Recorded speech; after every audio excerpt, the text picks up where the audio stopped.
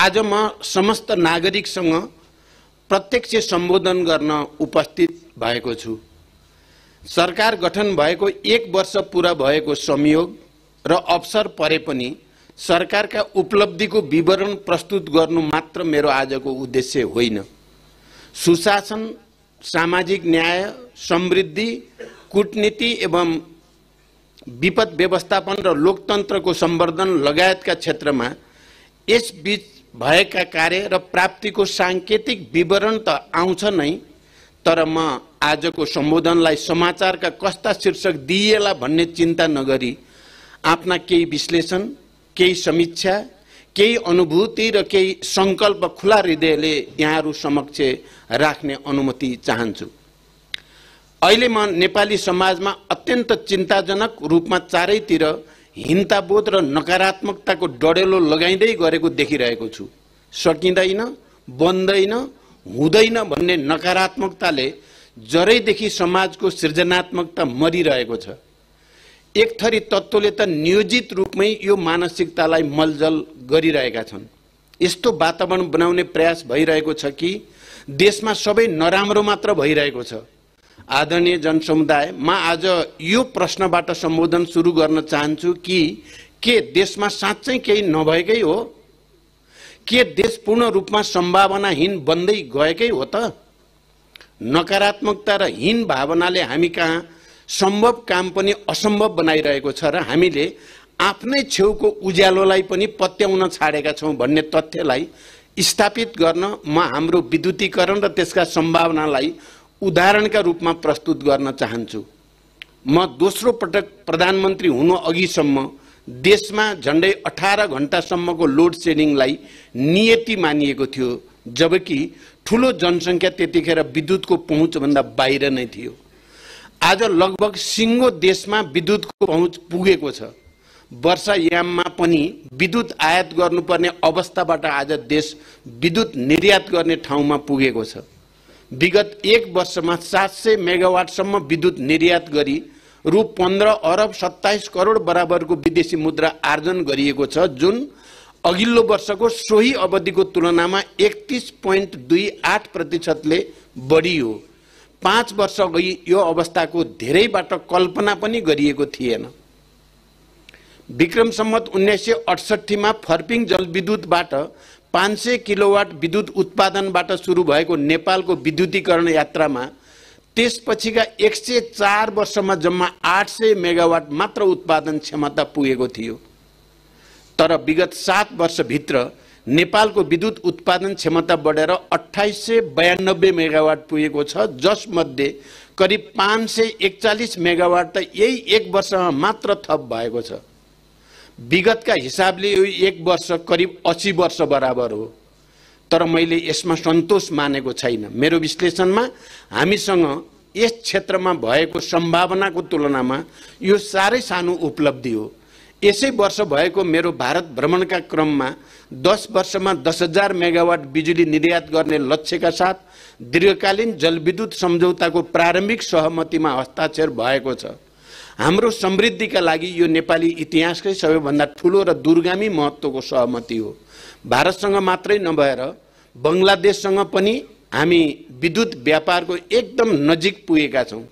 नेपालबाट बंगलादेशमा 40 मेगावाटसम्म विद्युत निर्यात गर्न त्रिदेशीय विद्युत व्यापार सम्झौतामा हस्ताक्षर हुँदैछ। मेरो चीन भ्रमणको क्रममा नेपाल चीन जोड्ने चिलिमे केरुङ 220 केबी प्रसारण लाइन अगाडि बढाउने सहमति भएको छ। यो प्रसारण लाइन बन्ने बित्तिकै चीनसँग पनि हाम्रो विद्युत व्यापारको ढोका खुल्नेछ।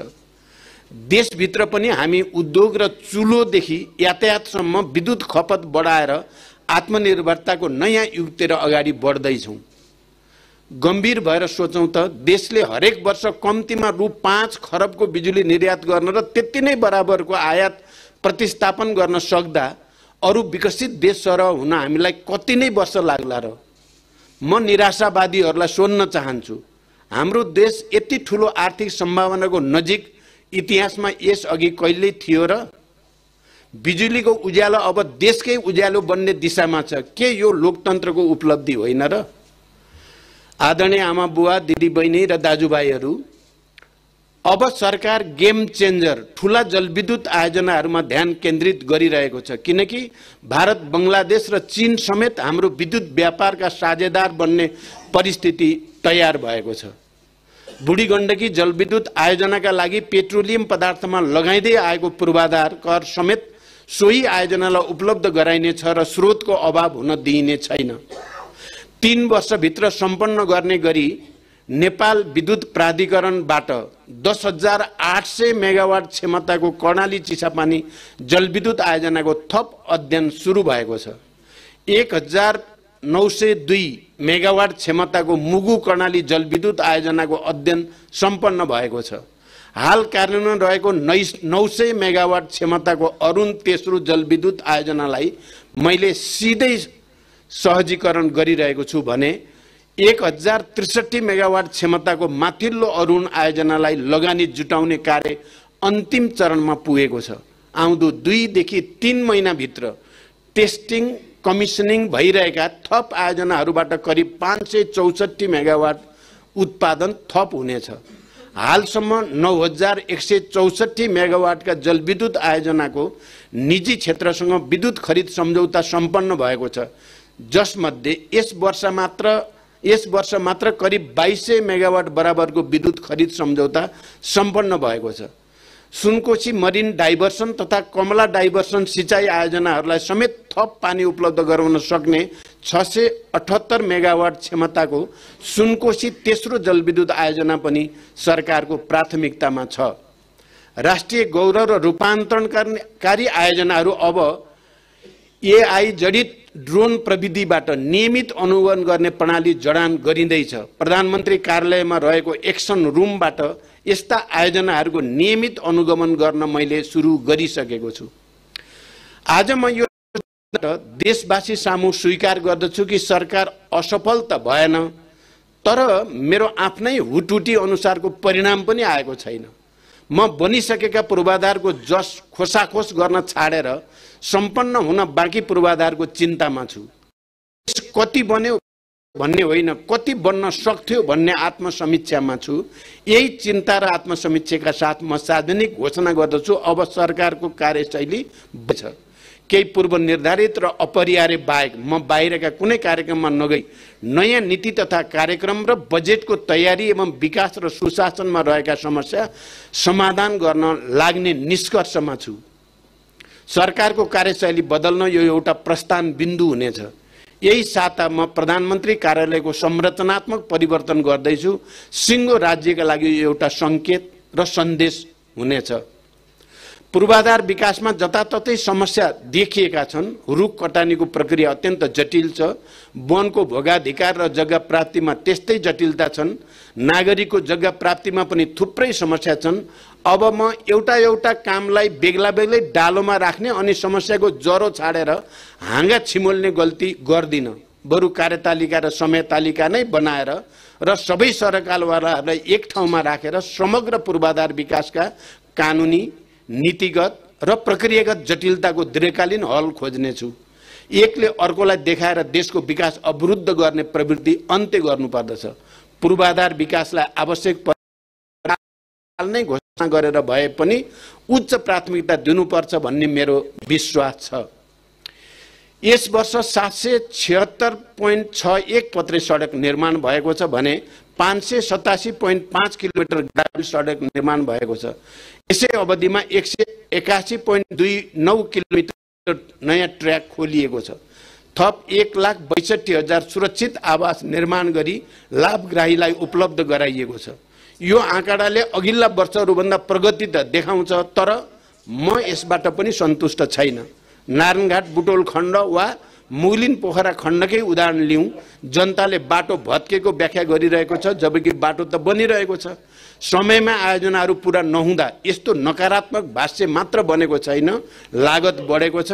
जनताले ठुलो शास्ति खेप्नु परेको छ। अब पूर्वाधारमा कम्तीमा 2 शिफ्टको प्रत्याभूति हुने र सकेसम्म ब्यारेक मोडेलमा लैजाने गरी मैले नीतिगत र व्यवहारिक छलफल गरिरहेको छु।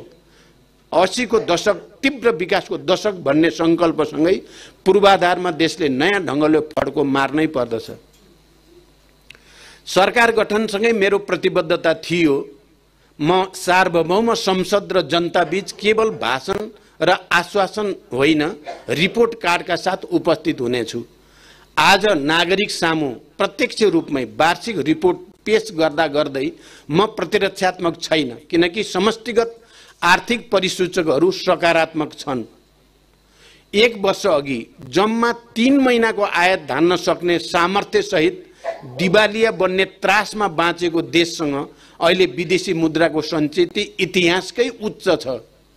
यही असारदेखिको 4 महिनाकै अवधिमा यस्तो सञ्चित 157 अरब रुपियाँले बढेको छ। सधैँ घाटामा रहने सार्वजनिक संस्थान नाफामा जान थालेका छन्। नेपाल वायु सेवा निगमको तिर्नुपर्ने दायित्व कम हुँदै गएको छ। नेपाल आयल निगम र नेपाल विद्युत प्राधिकरण नाफामा गएका छन्। अर्थतन्त्रका चारै क्षेत्रमा अहिले आशाजनक वातावरण बनेको छ। यी तथ्याङ्कहरू सकारात्मक भए पनि आर्थिक वृद्धि दर मैले सोचेको भन्दा कम छ। म अब यसका आन्तरिक र बाह्य कारण देखाएर जिम्मेवारी नलिन चाहन्न। यसको जडमा पुगी समस्याको समाधान खोज्न मैले राजनीतिक नेतृत्व, कर्मचारी र निजी क्षेत्रलाई सँगै राखेर खुला छलफल सुरु गरिसकेको छु। 2 अङ्कको आर्थिक वृद्धिको लक्ष्य नराखी अनि त्यसका लागि नीतिगत, कानुनी र प्रक्रियागत सुधारका साथै बहुपक्षीय तयारी नगरी देशको विकास सम्भव छैन। यस वर्ष उपभोक्ता मूल्य वृद्धि दर गत वर्षभन्दा 2.7% कम भएको छ। यो पक्कै उपलब्धि हो, तर यसमा सन्तुष्ट भएर राष्ट्र बन्दैन। उपभोक्ता मूल्य वृद्धि दरलाई आम जनताले महसुस गर्ने गरी कम गर्न सरकारी नीति र प्रशासनिक क्षमताको सुधार अब हाम्रो प्राथमिकतामा छ। बैंक तथा वित्तीय क्षेत्र र मौद्रिक नीतिमा गरिएका सुधारका कारण बैंकहरूको आधार ब्याज दर एकल अङ्कमा पुगेको छ भने ऋणको ब्याज दर पनि घटेको छ। यसबाट उत्पादन लागत घटेर उपभोक्ता मूल्यमा समेत सकारात्मक प्रभाव पर्ने निश्चित छ। भुक्तानी सन्तुलन झन्डै 150 अरब रुपियाँले सकारात्मक रहनु विगत कैयौं वर्षदेखि घाटामा रहेका चालु खाता समेत नाफामा रहनु सरकारको अर्को गन्न सकिने उपलब्धि हो। पुँजी बजार र बीमा क्षेत्रमा मात्रात्मक सुधार त भएको छ, तर अपेक्षित सुधार नहुँदा हामी चिन्तित छौं र सुधारका लागि गम्भीर गृह कार्यमा छौं। व्यापार घाटामा कमी आएको छ, तर निर्यात नबढिकन आयात मात्र घटेर कम भएको व्यापार घाटा दिगो हुँदैन भन्ने वास्तविकता म यहाँहरूलाई लुकाउन चाहन्न। समस्याहरूलाई जनतासँग लुकाएर देश अगाडि बढ्नै सक्दैन। आन्तरिक उत्पादनसँगै निर्यात पनि बढाउने गरी उत्पादन परिमाण वृद्धि गर्न आवश्यक पहल हामी लिनेछौँ। विप्रेषण आप्रवाहमा 26% वृद्धि भएको छ।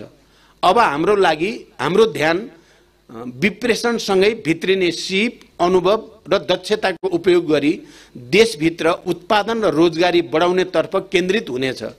म सबै आर्थिक र कूटनीतिक नियोगहरूलाई लगानी र पर्यटनमा परिणाममुखी परिचालनका लागि आह्वान गर्दछु र कार्यक्षमता कमजोर भएका राजदूत र नियोग प्रमुखहरूलाई फिर्ता बोलाउने तयारी हामी गर्दैछौँ। सरकारका नीतिले मात्र होइन, सरकारले गर्ने खर्चले अर्थतन्त्रलाई गतिशील बनाउँछ। विगत केही वर्षदेखि नै कमजोर रहेको हाम्रो पुँजीगत खर्च गर्ने क्षमतामा निर्णायक हस्तक्षेप र सुधार गर्न अब ढिला भइसकेको छ। बजेट निर्माणको परम्परागत तरिकाले न प्राथमिकतापूर्ण योजनाहरूमा बजेट विनियोजन हुन सक्यो, न खर्चको सही आकलन नै हुन सक्यो। यसको प्रत्यक्ष असर पुँजीगत खर्चमा परि समग्र आर्थिक क्षेत्र नै प्रभावित भइ नै रह्यो। त्यसैले म नीति, योजना र बजेट निर्माणको परिपाटी नै परिवर्तन गर्ने तयारीमा छु। सरकारको नीति तथा कार्यक्रम र बजेटलाई परम्परागत धारबाट भिन्न बनाउनै पर्दछ। आगामी वर्षको नीति तथा कार्यक्रम र बजेट निर्माणमा जनप्रतिनिधि र आम नागरिकको समेत पर्याप्त सुझाव लिने गरी बजेटका सिद्धान्त र प्राथमिकता सकेसम्म फागुनमै पेश गर्ने हाम्रो तयारी छ। त्यसमा प्राप्त सुझाव समेत समेटी नीति तथा कार्यक्रम र त्यसकै आधारमा बजेटलाई अन्तिम रूप दिने गृह कार्यमा म छु। यसबाट नीति तथा कार्यक्रम र बजेटमा सबैको सहभागिता र अपनत्व स्थापित भई कार्यान्वयन पनि सहज हुने मेरो विश्वास छ। यो 1 वर्षको अवधिमा 292 अरब 51 करोड रुपियाँ बराबरको लगानी स्वीकृत भएको छ। अघिल्ला वर्षहरूसँग तुलना गरेर यसलाई उत्साहजनक मान्ने पक्षमा म छैन। देशभित्र लगानी प्रवर्धन र व्यावसायिक वातावरण सुधार गर्न हामीले धेरै काम गर्न बाँकी छ। आगामी वैशाखमा लगानी सम्मेलन अगाडि नै आवश्यक कानुनी र व्यावहारिक सुधार गर्न मैले सरकारवाला निकायहरूलाई क्रियाशील बनाइसकेको छु। यसै आर्थिक वर्षभित्र नेपालको क्रेडिट रेटिङ सम्पन्न हुनेछ। उद्योग दर्तालाई सहजीकरण गर्न सञ्चालनमा रहेको एकद्वार प्रणालीलाई 1 महिनाभित्र साँच्चीकै एकद्वार बनाइँदैछ। यसमा संलग्न निकायका कर्मचारी र पदाधिकारीलाई आवश्यक सम्पूर्ण अधिकार प्रत्यायोजन गरिँदैछ। चाहिने अधिकार नदिने निकाय र पदाधिकारीलाई जिम्मेवार बनाइँदैछ। लगानी बोर्डको कार्यालयलाई अधिकार प्रत्यायोजन गरेर समन्वयकर्ता भन्दा कार्यमूलक बनाइँदैछ। लगानी बोर्डको अब बस्ने पहिलो बैठकबाट नै कानुन बमोजिम यस्तो अधिकार प्रत्यायोजन गरिँदैछ। यो वर्ष पर्यटकको संख्या उल्लेखनीय रूपमा बढेको छ, लगभग रेकर्डकै रूपमा। अहिले सुन्दा अपत्यारिलो लाग्ला, तर क्षेत्रगत तयारी र योजनाबाट अर्को वर्ष हामी पर्यटकको संख्या झन्डै दोब्बर बनाउँछौँ भन्ने मेरो विश्वास छ। लुम्बिनी वरपरको 8 वर्ग किलोमिटरको ग्रेटर लुम्बिनी परियोजना अगाडि बढ्दैछ। ग्रेटर लुम्बिनी अन्तर्गत रामग्राम र कपिलवस्तुको गुरु योजना अगाडि बढिरहेको छ। फरक फरक क्षेत्रका पर्यटकका लागि सरकारले फरक फरक रणनीतिमा काम गरिरहेको छ। ठुलो खर्च भएका पोखरा र भैरवा विमानस्थललाई पूर्ण सञ्चालनमा ल्याउन सकिएको छैन। भैरवा अन्तर्राष्ट्रिय विमानस्थलबाट छिमेकी मुलुकका नजिकका विमानस्थलसम्म कम उचाइमा उडान गर्ने साना विमान सञ्चालनको पहल पनि भइरहेको छ। भैरवा र पोखरा विमानस्थलबाट अन्तर्राष्ट्रिय उडान र अवतरण गर्ने विमानहरूलाई इन्धन, टर्मिनल, ग्राउन्ड ह्यान्डलिङ र अन्य सेवा शुल्कमा सहुलियत दिएर प्रोत्साहन गरिँदैछ। निजगढ विमानस्थलको समेत निर्माण सुनिश्चित गरी काठमाडौँ, भैरवा र पोखरा विमानस्थलको विस्तार तथा सञ्चालन पनि सार्वजनिक निजी साझेदारी मोडेलमा अघि बढाउने विकल्पमा समेत छलफल सुरु भएको छ। सुविधा सम्पन्न खेल मैदान बिना नै नेपाली क्रिकेट खेलाडीहरूले विश्वकपको यात्रा तय गरे। विश्वकपको तयारीमा कुनै कसर बाँकी राख्ने छैन। यो सफलतासँगै अब देशमा खेल पर्यटनको ठूलो आधार तयार भएको छ। त्यसका लागि हामीले पूर्वाधारमा ध्यान केन्द्रित गरेका छौँ। कीर्तिपुर रङ्गशालालाई पीपीपी मोडेलमा विस्तार गरिँदैछ भने मूलपानी, विराटनगर र कैलालीको फाप्ला क्रिकेट रङ्गशालालाई राष्ट्रिय गौरवको आयोजनाको रूपमा निर्माण गरिँदैछ। चितवनको गौतम बुद्ध क्रिकेट रङ्गशालालाई पनि राष्ट्रिय गौरवकै आयोजनाको रूपमा 3 तहकै सरकारको समन्वयमा अगाडि बढाइँदैछ। सरकारले देशको गौरव बढाउने युवा क्रिकेट खेलाडी, प्रशिक्षक र व्यवस्थापन टिमलाई सम्मानसहित पुरस्कृत गरेको छ। दक्षिणी एसियाली र एसियाली खेलकुद प्रतियोगितामा पदक प्राप्त गर्ने 252 खेलाडीलाई मासिक भत्ता पनि उपलब्ध गराइएको छ। यी प्रोत्साहनसँगै सरकारको ध्यान पूर्वाधार निर्माणमै केन्द्रित छ। ग्रासरुटबाट नै खेलाडी, खेलकुद र खेल पूर्वाधारको विकास गरी खेल पर्यटनको ठूलो सम्भावना हासिल गर्न सरकारले कुनै कसर छाड्ने छैन। म अब दलहरू, नागरिक समाज र राज्यका सबै निकायलाई समेत क्रमभङ्गताको अपील गर्न चाहन्छु। अब शीर्ष बैठकहरू सत्ता, विश्वविद्यालयहरू सुधार्न, परराष्ट्र नीतिमा राष्ट्र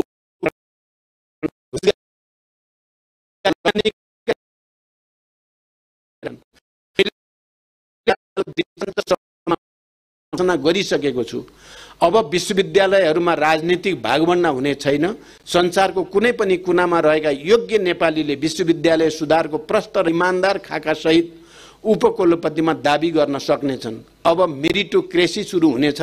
त्रिभुवन विश्वविद्यालय त्यसको प्रस्थान बिन्दु बन्नेछ। नेपालका विश्वविद्यालयहरू रित्तिँदै जाने, युवा जनशक्तिसँगै पुँजी पनि पलायन हुने डरलाग्दो अवस्था अन्त्य गर्न तथा शिक्षामा गुणस्तरीय र प्रतिस्पर्धी जनशक्ति देशभित्रै उत्पादन गर्न बहुआयामिक कदम चालिँदैछ। विद्यालय शिक्षालाई प्रभावकारी बनाउन अति जरुरी, तर 7 वर्षदेखि कसैले हिम्मत नगरेको शिक्षा विधेयक मैले संसदमा पेश गरेँ। त्यसका कमी कमजोरी सच्याई छिटै पारित गर्न म प्रतिबद्ध छु। विद्यालयलाई राजनीतिक क्रीडास्थल बनाउन हुँदैन भन्ने हाम्रो निष्कर्ष छ। यसमा म आम शिक्षक, राजनीतिक दल र अन्य सरकारवालाको साथ चाहन्छु। भर्ना अगावै सबै विद्यार्थीको हातमा पाठ्यपुस्तक पुर्याउन सफल भएसँगै अब यसै शैक्षिक वर्षभित्र शिक्षक विद्यार्थी अनुपातमा सुधार गरिँदैछ। 7 प्रदेशमा सुविधायुक्त स्टुडियो निर्माण गरी दुर्गम र दक्ष शिक्षकको अभाव भएका स्थानीय तहहरूमा रहेका विद्यालयहरूलाई आगामी शैक्षिक वर्षदेखि नै सूचना प्रविधिको माध्यमबाट विज्ञान, गणित र अंग्रेजी विषयको पठन पाठन सुरु गरिँदैछ। चिकित्सा शिक्षालाई सस्तो र आम जनताको पहुँचमा पुर्याउन तथा गुणस्तरीय स्वास्थ्य सेवा प्रदान गर्न सरकारी अस्पतालहरूमा नर्सिङ, प्यारामेडिक्स लगायतका शैक्षिक कार्यक्रम सञ्चालनको गृह कार्य भइसकेको छ। शहीद धर्मभक्त राष्ट्रिय मानव अंग प्रत्यारोपण केन्द्रलाई 500 शय्याको अत्याधुनिक अस्पतालको रूपमा विकास गर्न सरकारले प्रक्रिया अगाडि बढाइसकेको छ। प्रादेशिक प्रयोगशालासँगै सरकारी अस्पतालका प्रयोगशालाहरूको शुल्कमा एकरूपता कायम गरिँदैछ। ज्येष्ठ नागरिकका लागि विशेष स्वास्थ्य सेवा सुनिश्चित गर्न 94 अस्पतालमा जेरियाट्रिक वार्ड स्थापना गरिएका छन्। 2074 सालमा म प्रधानमन्त्री हुँदा राष्ट्रिय स्वास्थ्य बीमा ऐन ल्याइएको हो, तर बीमा कार्यक्रम त्यसको भावना र व्यवस्था अनुसार अघि बढेन। अब यसलाई सुधार्दै मेरै कार्यकालमा बनेको ऐन बमोजिम नागरिकको स्वास्थ्यमा पहुँचको संवैधानिक हकको ग्यारेन्टी गर्ने काम उच्च प्राथमिकतामा हुनेछ। स्वास्थ्य बीमा ऐन बमोजिम बीमाको प्रभावकारी कार्यान्वयनको लागि नीतिगत र प्रक्रियागत सुधार, बोर्डको क्षमता अभिवृद्धि, बलियो अनुगमन र मूल्याङ्कन संयन्त्र, बीमाको दायरामा वृद्धि र सबैको आबद्धता, उपचारका लागि अस्पताल लगायतका संरचना र सेवाको गुणस्तरमा व्यापक सुधार र जनशक्ति व्यवस्थापनका लागि सरकार तदारकताका साथ लागिरहेको छ। बीमाको हालको रकमको दायरा बढाइनेछ र आधारभूत बाहेक हाल सञ्चालित सबै निशुल्क कार्यक्रमहरूलाई समेत एकीकृत रूपमा स्वास्थ्य बीमामा आबद्ध गरिनेछ। स्वास्थ्य बीमालाई केन्द्रमा राखी एकीकृत स्वास्थ्य पूर्वाधार विकास मापदण्ड अनुसार स्वास्थ्य प्रणालीको विकासमा जोड दिइनेछ। मैले संसदमा सुरुकै दिन गरेको संकल्प थियो सुशासन। देशमा एउटा भिआइपी कल्चर स्थापित भइरहेको थियो। हाई प्रोफाइलहरूलाई कानुनले छुनै सक्दैन भन्ने आम मनोविज्ञान बनिरहेको थियो। सरकारले नक्कली भुटानी शरणार्थी प्रकरण, ललिता निवास प्रकरण, त्रिभुवन विमानस्थलबाट सुनको अवैध यातायात लगायतका काण्डमा इतिहासकै सबैभन्दा ठूलो अनुसन्धान र कारबाही गरेपछि जनतामा लोकतन्त्रप्रति भरोसा बढेकै छ। कहिले कानुनले नछुने ठानिएका उच्च पदस्थ कानुनको नियन्त्रणमा आए। देशमा पहुँच होइन विधिको शासन छ भन्ने मान्यता स्थापित गर्न सरकारले कुनै लापरवाही गरेन। यसबाट कानुनको सर्वोच्चता मात्र होइन लोकतन्त्रकै सर्वोच्चता पनि स्थापित भएको छ। त्यसैले मैले लोकतन्त्रको सर्भिसिङ र शुद्धिकरण भनेको छु। यो क्रम निरन्तर जारी रहनेछ। मिटर ब्याजी र सहकारीका ठगहरू आइरहेका छन्। वर्षौंदेखिको विकृति र व्यथितिको चक्र भत्काउन सरकार उत्तिकै प्रतिबद्ध छ। यसको शेयर बिक्रीबारे जानकारी पाए लगत्तै अत्यन्त संवेदनशीलताका साथ यो विषयलाई लिँदै छानबिन तथा अध्ययन समिति मार्फत राष्ट्रिय हितको संरक्षण गर्न सरकार प्रतिबद्ध छ। समितिले छानबिन तथा अध्ययनको काम अघि बढाइरहेको कुरा यहाँहरूलाई अवगत नै छ। यसबीचमा किसानहरूलाई समयमै 4,01,000 मेट्रिक टन रासायनिक मल सुनिश्चित भएको छ। सतह र भूमिगत सिँचाइ आयोजनाहरूबाट थप 21,169 हेक्टरमा सिँचाइ सुविधा पुर्याइएको छ। यस अवधिमा 296 डिप ट्युबवेल र 3,244 स्यालो ट्युबवेल सिँचाइ प्रणालीको निर्माण भएको छ। कृषिमा राज्यको लगानी घटेको छैन, तर उत्पादकत्व बढेको पनि छैन। सहुलियत दरमा कृषि ऋण वास्तविक किसानसम्म पुर्याई कृषि क्षेत्रमा उपलब्ध गराइएका अनुदानहरूलाई यसै आर्थिक वर्षभित्र एकीकृत गरी आगामी वर्षदेखि किसानको सूचीकरणका आधारमा अनुदान तथा मल वितरण गर्न सुरु गरिँदैछ। प्रमुख खाद्यान्न तथा तरकारीमा उत्पादनमा आधारित अनुदान प्रणाली लागू गरिँदैछ। दूध किसानहरूको बाँकी बक्यौता 2080 चैत्रभित्र भुक्तानी हुँदैछ। तर यी सुधारले मात्रै पनि कृषि क्षेत्रले फड्को मारिहाल्ने अवस्थामा हामी छैनौँ। कृषिमा अब परम्परागत ढङ्गले पुग्ने अवस्था छैन। खाद्यान्न प्रणाली तथा कृषि क्षेत्रको रूपान्तरणको लागि कृषि क्षेत्रमा सरकारी, निजी, विकास साझेदार र सहकारी क्षेत्रको लगानी बढाउन कृषि क्षेत्रमा लगानी दशक 2081 देखि 2091 नै घोषणा गरी अगाडि बढ्ने सरकारको तयारी छ। आगामी असार मसान्तसम्म 30 वटा प्रयोगशाला सहितको एकीकृत कृषि तथा पशु सेवा केन्द्रको निर्माण सम्पन्न हुँदैछ।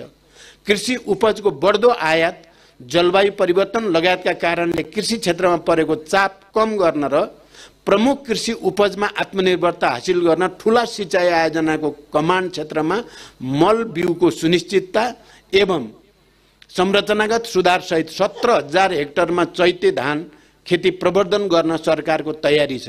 कृषि उत्पादनको प्रमुख आधार सिंचाईको विस्तार गर्न समग्र तराई क्षेत्र सिंचित हुने गरी नहर प्रणाली विकास गर्ने कार्य प्रारम्भ गरिँदैछ। सरकारी कार्यालयहरूबाट हुने सेवा वितरणलाई सूचना प्रविधिमा आधारित बनाइँदैछ। मेरो पहिलो कार्यकालमा रणनीतिक महत्त्वको रूपमा सुरु गरिएको मध्य पहाडी लोकमार्गलाई सूचना महामार्गको रूपमा विकास गरिँदैछ। यसै क्रममा कोशी प्रदेशका सबै जिल्लामा अप्टिकल फाइबर बिछ्याउने काम सम्पन्न भएको छ। चैतभित्र सबै केन्द्रीय स्तरका सरकारी कार्यालयहरूमा सूचना प्रविधिमा आधारित एकीकृत कार्यालय व्यवस्थापन प्रणाली लागू हुँदैछ। प्रशासन लगायत समग्र शासकीय पक्षमा सुधार गर्न प्रधानमन्त्रीकै अध्यक्षतामा तत्कालै शासकीय सुधार आयोग गठन गरिँदैछ। यस्ता आयोगहरूका अन्तिम प्रतिवेदन प्राप्त भएपछि मात्र कार्यान्वयन लैजाने परम्पराको अन्त्य गरी यसपटक समयबद्ध सुझाव तत्कालै कार्यान्वयन लैजाने र परिणाम दिने सरकारको तयारी छ। निजामती सेवा कानुन र सार्वजनिक खरिद कानुन संसदको आगामी हिउँदे अधिवेशनबाट पारित गरी कार्यान्वयनमा लगिँदैछ। भूमि ऐन र वन ऐनमा रहेको विरोधाभास हटाई तिनलाई विकास मैत्री बनाइँदैछ।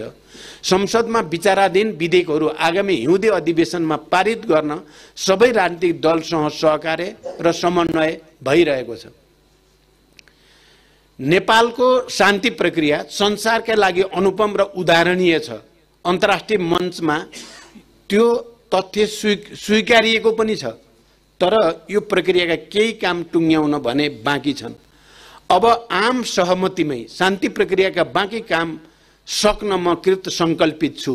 नेपालको संविधान, सर्वोच्च अदालतको फैसला, बृहत शान्ति सम्झौता, मानव अधिकार सम्बन्धी अन्तर्राष्ट्रिय मूल्य मान्यता तथा पीडितको सरकारलाई केन्द्रमा राखी बेपत्ता पारिएका व्यक्तिको छानबिन, सत्य निरूपण तथा मेलमिलाप आयोग ऐन 2071लाई संशोधन गर्न बनेको विधेयक प्रतिनिधि सभाको कानुन, न्याय तथा मानव अधिकार समितिमा छलफलको क्रममा छ। यसलाई सार्वभौम संसदबाट आम सहमतिले अगाडि बढाउन सकिन्छ भन्ने विश्वास छ।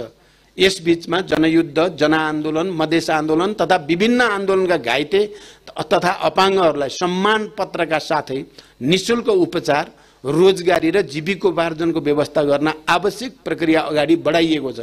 साथै जनआन्दोलन र जनयुद्धका क्रममा जीवन उत्सर्ग गर्ने 8,471 जना शहीदहरूको नामावली नेपाल राजपत्रमा प्रकाशन गरेर सम्मान प्रदान गरिएको छ। शारीरिक क्षमता भिन्न भएर पनि समाजका हरेक क्षेत्रमा योगदान पुर्याइरहेका अपाङ्ग समुदायले भोगिरहेको पीडाप्रति म सचेत छु। उहाँहरूको संवेदनशीलतालाई सरकारले विशेष कार्यक्रम मार्फत सम्बोधन गर्नेछ। मैले प्रधानमन्त्रीको हैसियतमा गरेका विदेश भ्रमणहरूमा नेपालको प्राथमिकता, चासो र आपसी सहकार्यका विषय प्रष्ट राखेको छु। भारत र चीनसँग सुदृढ र सन्तुलित सम्बन्ध कायम भएको छ। नेपालको विकास प्रयासमा यी छिमेकी देशहरूको सहयोग र समर्थनमा वृद्धि भएको छ। इटालीको रोममा भएको विश्व खाद्य सम्मेलनमा नेपालले खाद्य सुरक्षा र अल्पविकसित मुलुकहरूको समस्या समाधानमा राखेको प्रस्तुतिले संसारकै ध्यान तानेको छ। संयुक्त राष्ट्रसङ्घको महासभा र त्यसका अन्य बैठकहरूमा नेपालले राखेका विषयवस्तुले अन्तर्राष्ट्रिय ध्यानाकर्षण पाएका छन्। मेरो निमन्त्रणा भएको संयुक्त राष्ट्रसङ्घका महासचिवको नेपाल भ्रमण र अघिल्लो महिना दुबईमा भएको जलवायु परिवर्तन सम्बन्धी सम्मेलन COP28 मा नेपालको प्रस्तुति फरक र प्रभावकारी रह्यो। यस्तो सम्मेलनमा पहिलो पटक छुट्टै साइडलाइन बैठक आयोजना गरी नेपालले सन्देश दियो। अब जलवायु सङ्कटबाट प्रभावित पर्वतीय देशहरूको आवाजलाई नेपालले नेतृत्व गर्नेछ र COP28 का उपलब्धिको रक्षा र विकास गर्नेछ। जलवायु न्याय र समानताको अवधारणालाई नेपालले अझ प्रभावकारी रूपमा प्रवर्धन गर्ने समय आएको छ। जलवायु सङ्कटको मुख्य कारक रहेको कार्बन उत्सर्जन घटाउन र जलवायु वित्त परिचालन गर्ने दायित्व पूरा गर्न विश्व समुदायले हामीले घचघच्याइरहेका छौँ, घचघच्याइरहनेछौँ।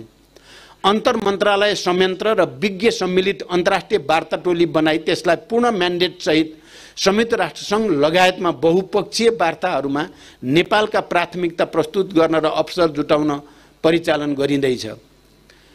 यसका साथै कार्बन व्यापारमा पहुँच र जलवायु परिवर्तन सम्बन्धी हरित जलवायु कोष, हानि नोक्सानी लस एन्ड ड्यामेज कोष लगायतमा नेपालको पहुँच बढाउन र छिटो सहयोग प्राप्त गर्न नियमित लबिङ गर्दै देशमा आवश्यक संस्थागत संयन्त्रलाई सुदृढ गरिँदैछ। इजरायलमा हमासको आक्रमणपछि जति तेज गतिमा नेपाली नागरिकको सकुशल उद्धार गरियो त्यो आफैमा एउटा उदाहरण हो भन्नेमा कसैको विमति नहोला। जसरी सुडानबाट 31 जना नेपालीको उद्धार गरियो त्यसै गरी रुस युक्रेन युद्धमा फँसेका नेपालीहरूको शीघ्र उद्धारका लागि पनि हामी निरन्तर कूटनीतिक संवादमा छौँ। मेलम्चीको पानी काठमाडौँवासीले उपयोग गर्ने सपना अधुरो रहेको हामी सबैले बुझेका छौँ। मैले मेलम्चीको समस्याका बारेमा सबैसँग छलफल पनि गरेँ। मेलम्चीको पानी काठमाडौँ आउँदैन भन्ने भाष्यलाई गलत साबित गर्नु छ। 17 करोड लिटर पानी 1 महिनाभित्र सुन्दरीजलमा पुर्याउने लक्ष्यसहित 28 दिनको कम्प्याक्ट योजनासहित अहिले हामी काम गरिरहेका छौँ। मेलम्चीको दोस्रो चरणको आयोजना बारे पनि संवाद जारी छ। यति मात्र होइन, खानेपानी सम्बन्धी काम गर्ने निकायको संरचनागत सुधार गर्नेतर्फ प्राथमिकता रहनेछ। युगौंदेखि जातीय छुवाछुत र आत्मसम्मानको पीडा खेपेर बाँचिरहेका दलित समुदायको अवस्था लोकतन्त्र स्थापना भएपछि पनि अपेक्षित सुधार हुन अवस्थामा लोकतन्त्र स्थापना भएपछि पनि अपेक्षित सुधार हुन सकेको छैन। दलित समुदायलाई इतिहासदेखि नै हुँदै आएको विभेदको परिपूरण गर्न, क्षतिपूर्ति दिन, विशेषाधिकार दिन राज्यले कन्जुसाइ गर्नु हुँदैन। सामाजिक न्यायको प्रत्याभूति गर्नु संविधानको प्रस्तावनाको मर्मको पहिलो शर्त हो। त्यसैले दलित समुदायको ऐतिहासिक ज्ञान र सिपलाई आधुनिक शिल्पशालाहरू मार्फत संस्थागत र विकास गर्ने, दलित समुदायलाई अरू सरह योग्य बनाउन विशेष कार्यक्रमहरू सञ्चालन गर्ने र हालका संरचनाहरूलाई समेत पुनर्संरचना गरी दलित विकास प्राधिकरणसम्म पुर्याउनेमा म सकारात्मक छु।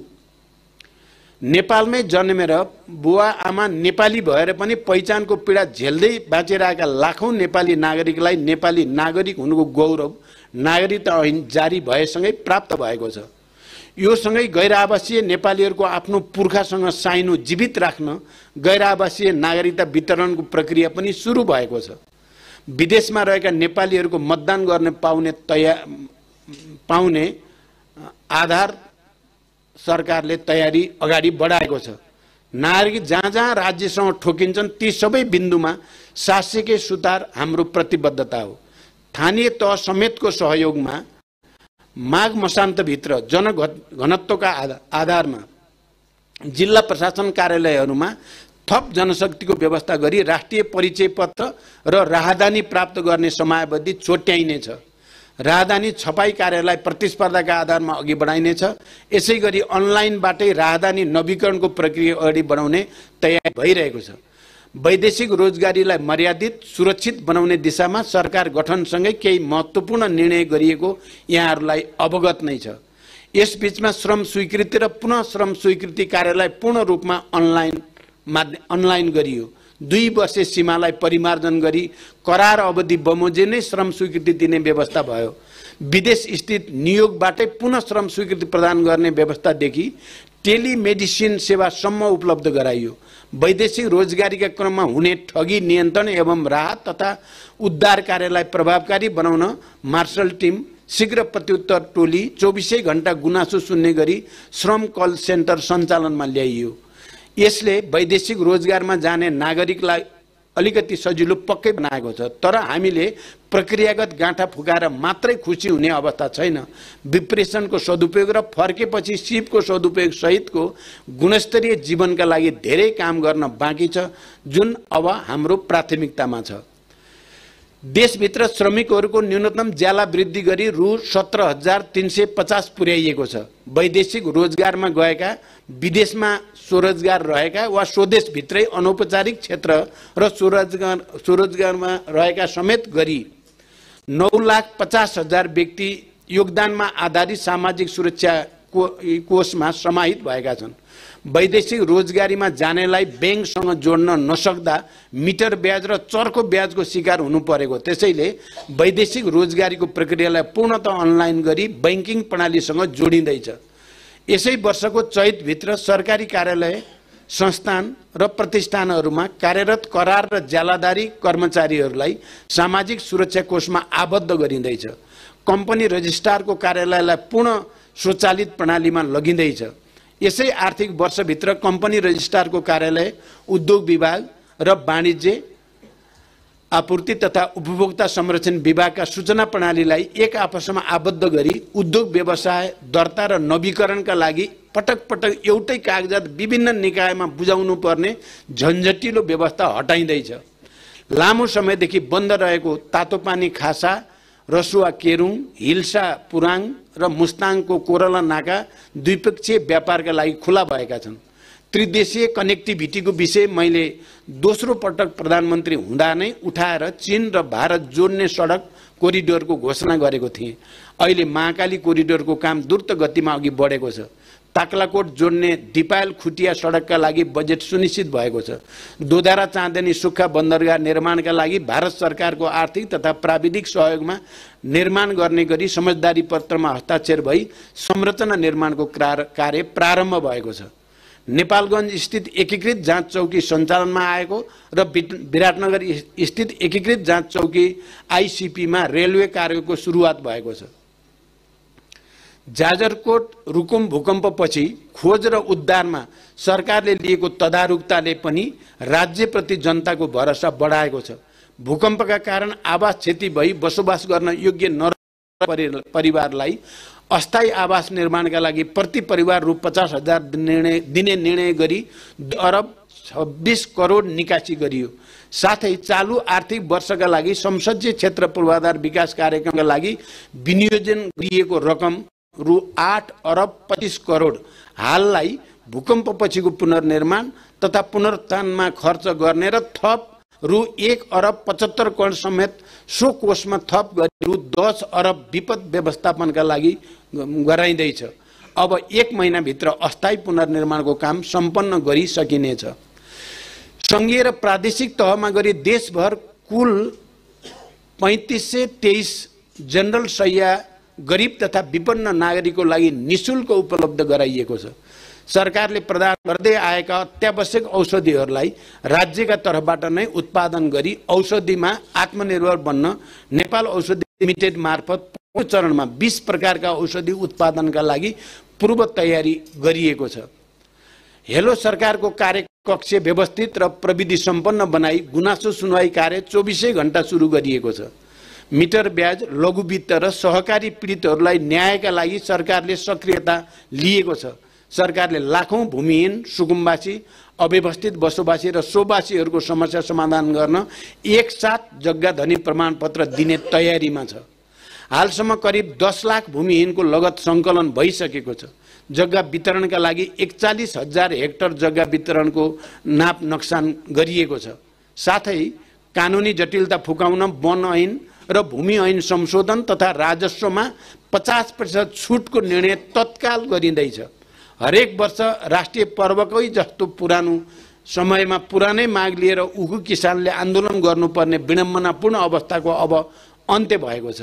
उखु उत्पादक कृषकहरूलाई प्रति क्विन्टल रु 70 अनुदान पाउने गरी उखुको खरिद मूल्य रु 635 प्रति क्विन्टल तोकिएको छ। उखु उत्पादक किसानहरूको बक्यौता अनुदान रकम रु 1 अरब 32 करोड अनुदान वितरणको व्यवस्था मिलाइएको छ। सूचना प्रविधि क्षेत्रमा आफ्नै तत्परतामा हजारौं युवाहरूले झण्डै 70 अरब यसै वर्ष मात्र देशमा ल्याएका छन्। अब म उनीहरूसँग नियमित संवादमा बस्छु। उनीहरूलाई अवरोध पुगेका सबै गाँठा फुकाउने र परिणाममुखी संयन्त्र बनाइनेछ। देश किन सोचे जति अघि गएन भने हामीले उद्यमशीलताको विकास गर्न सकेनौं भन्ने समीक्षा गरी अब उद्यमशीलताको माध्यमबाट आर्थिक उन्नति र रोजगारीको घोषणा गर्दैछु। सबै किसिमका नीति कानुन र स्रोतलाई उद्यमशीलताको दिशामा उन्मुख गराउन तत्काल एकीकृत रणनीति बनाइदैछ। गैर सरकारी क्षेत्रका स्रोतलाई एउटै बास्केटमा राखेर परिचालन गर्ने रणनीति बन्दैछ भने सबै किसिमका च्यालेन्ज फन्डमा राखेर परिचालन गरिँदैछ।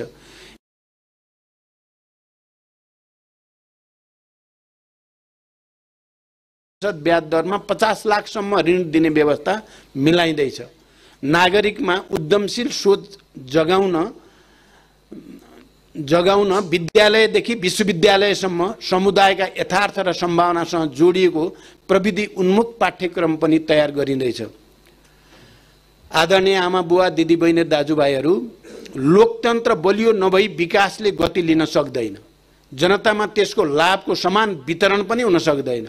अहिले एक थरीले व्यवस्थाप्रति वितृष्णा जगाउन गलत र भ्रामक प्रचारको सहारा लिएका छन्। अहिले भन्दा हिजो एकात्मक शासन राम्रो थियो भन्ने तिनको भाष्य बिल्कुल गलत छ। संघीयताले जनप्रतिनिधि बढे, खर्च बढ्यो भन्ने भाष्य बनाउन खोजिएको छ। तर सत्य के हो? सत्य के हो भने एकात्मक राज्य व्यवस्थामा कुल 1,55,862 जनप्रतिनिधि थिए भने अहिले जम्मा 28,453 जनप्रतिनिधि छन्। हिजो एउटा गाविसमा 47 जना जनप्रतिनिधि थिए भने ती अहिले सामान्यतः वडामा रूपान्तरण भएका छन्, जहाँ जम्मा 5 जना जनप्रतिनिधि छन्। तर तिनले गरेका कार्यहरूले जनतालाई कति धेरै छुन्छ भन्ने उदाहरण म गत कार्तिकको जाजरकोट भूकम्पपछि बिहान 3 बजेदेखि नै भूकम्प पीडितको खोज, उद्धार र राहतमा खटेका जनप्रतिनिधिको सक्रियताले देखाउँदैन र? हिजो दलित, आदिवासी जनजाति, मधेसी, थारू, मुस्लिमको राज्यका निकायमा प्रतिनिधित्व प्रतीकात्मक र दयापूर्ण थियो। आज सुनिश्चित र अधिकारपूर्ण छ। यो महिला अधिकार र प्रतिनिधित्व राज्यमै थिएन। संविधानले नै केन्द्र र प्रदेशमा 33% अनि स्थानीय तहमा 40% सुनिश्चित गरेको छ। हिजो न्याय माग्न डराउनु पर्ने सीमान्त वर्ग र वर्ण आज आफै न्याय दिने ठाउँमा पुगेका छन्। सामाजिक न्यायका दृष्टिले के यो ठूलो परिवर्तन होइन? ज्येष्ठ नागरिक, एकल महिला, अपाङ्गता भएका व्यक्तिले अहिले पाइरहेको भत्ता सामाजिक सुरक्षाका हिसाबले ठूलो उपलब्धि होइन? प्रति व्यक्ति आय, विदेशी मुद्रा सञ्चिति, विद्युत उत्पादन, सडकको पहुँच, साक्षरता, औसत आयु, खानेपानी र सरसफाइमा हिजो अवस्था के थियो र आज के छ? हामी आफैले भोगेर आएको त्यो स्थिति र अहिलेको परिस्थिति के छ? म केवल यति सोध्न चाहन्छु, लोकतन्त्रले जगाएको सामाजिक चेतना र रूपान्तरण लोकतन्त्रकै विरुद्ध प्रयोग गर्ने धृष्टता देशकै लागि घातक छैन र? म प्रदेशमा दृढ छु। पछिल्लो समय प्रदेश मुख्यमन्त्रीहरूको मैले सुनेको छु र बुझेको पनि छु। म आज यही सम्बोधनबाट उहाँहरूलाई विश्वास दिलाउँछु, संघीयताका सबै गाँठा निकै छिटो फुकाइँदैछन्। राष्ट्रिय समन्वय परिषदको पहिलो बैठक मैले नै डाकेको हुँ। सङ्घ, प्रदेश र स्थानीय तहको कार्य सम्पादनमा देखिएको दोहोरोपन र अस्पष्टता हटाउन कार्यस्थितीकरण प्रतिवेदन परिमार्जन गरिँदैछ। राष्ट्रिय सभाको संघीयता कार्यान्वयन अध्ययन तथा अनुगमन संसदीय विशेष समितिका सिफारिसहरू पनि कार्यान्वयनको चरणमा छन्। पूर्वाधार विकासमा थप गति दिन संविधान बमोजिम 3 तहका सरकारबिचको कार्यक्षेत्रमा स्पष्टता ल्याई पूर्वाधार विकासका कार्यक्रममा रहेको दोहोरो तेह्रोपन हटाइँदैछ। सरकारका तीनै तहबीच प्रशासनिक समन्वय र सहकार्यका लागि नेपाल सरकारका मुख्य सचिवको संयोजकतामा प्रदेशका प्रमुख सचिवहरू सम्मिलित प्रशासनिक समन्वय परिषदको बैठक बसेर आवश्यक काम भइरहेको छ। संघीयतालाई वास्तविक रूपमा नै कार्यान्वयन गर्न म प्रतिबद्ध र दृढ छु र यसका लागि तुरुन्त ल्याउन म तयार छु। म आज जनतालाई साक्षी राखेर मान्य मन्त्रीहरूलाई पनि भन्न चाहन्छु, हामीलाई असफल हुने छुट छँदै छैन। कार्य सम्पादन कमजोर भएको अवस्थामा म माफ गर्ने अवस्था र मनस्थितिमा छैन। हामी सबै आफ्नो भूमिकामाथि न्याय गर्नै पर्ने नैतिक दबावमा छौँ। कार्यक्षमता प्रमाणित गर्न सकेनौँ भने कसैले पनि अब ठाउँ उगटिरहनु हुँदैन, छाडिदिनु पर्दछ। यो मैले अरूलाई दिएको उपदेश मात्र होइन, आफैसँग गरेको बाचा पनि हो। देशमा सकारात्मक परिवर्तन र आशा जगाउन नसके मैले पनि पद ओगटिरहन जरुरी छैन।